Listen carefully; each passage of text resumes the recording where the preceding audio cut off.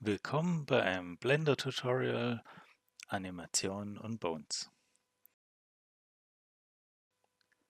Heute erstellen wir eine Hand und recken diese. Wir nutzen einen Cube, skalieren den, so in der Form einer Hand, ne, in der Dicke eine Handfläche. Ja, genau so in etwa. Gehen nun in den Edit-Modus und fügen uns Loop Cuts ein.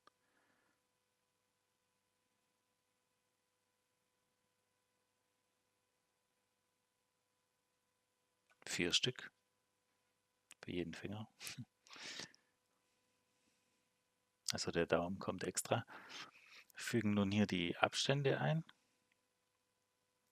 zwischen den Fingern. Wählen nun Fläche aus und schieben die uns einfach so nach oben. Können jetzt schon die unterschiedlichen Längen der Finger definieren. So, nur noch den Daumen. Macht ihr genauso.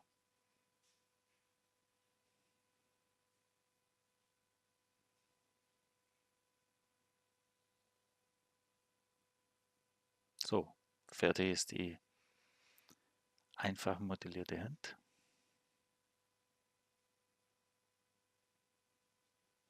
Glätten uns das Ganze so hin, wie wir es möchten. Wir könnten auch noch Smooth nehmen.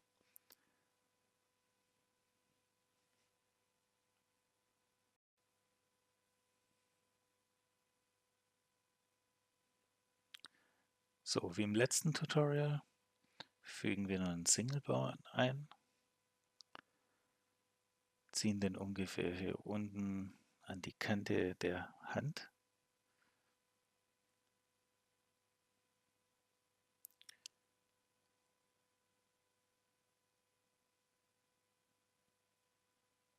Schauen gleich, dass wir die richtige Größe hier haben.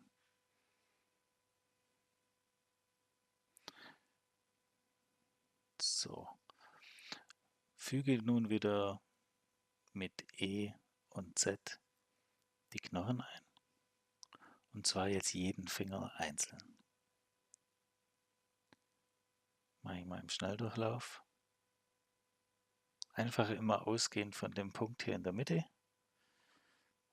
Da machen wir auch den Daumen mit rein.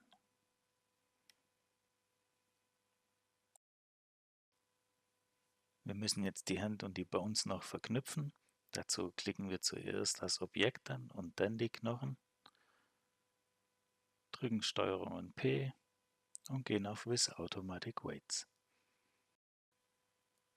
So, ich habe mir mal die Hand so hingedreht, wie ich sie haben möchte.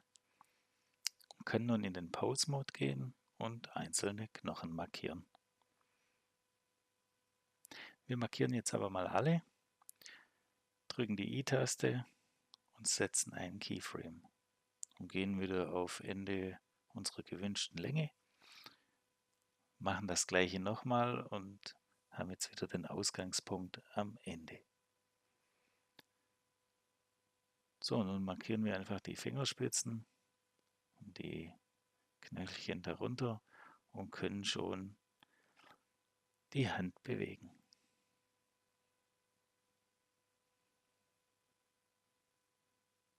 Setzen den Daumen noch so hin, wie wir es haben möchten. Und drücken dann wieder die I-Taste und setzen einen weiteren Keyframe. Ja, so können wir eine kleine Animation basteln. Die Keyframes könnt ihr auch kopieren mit Shift und D. Das habe ich im letzten Video ausführlicher gezeigt.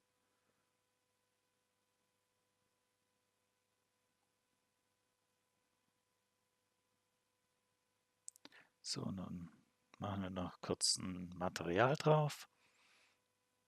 Ein bisschen Bump auch noch.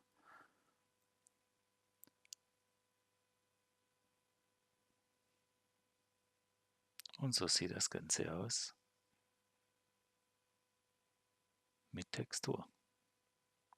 Ja, eine einfache Hand, aber mal das Grundprinzip zum Verstehen. Abonniert meinen Channel, wenn es euch gefallen hat. Hinterlasst auch ein Like. Bis zum nächsten Mal.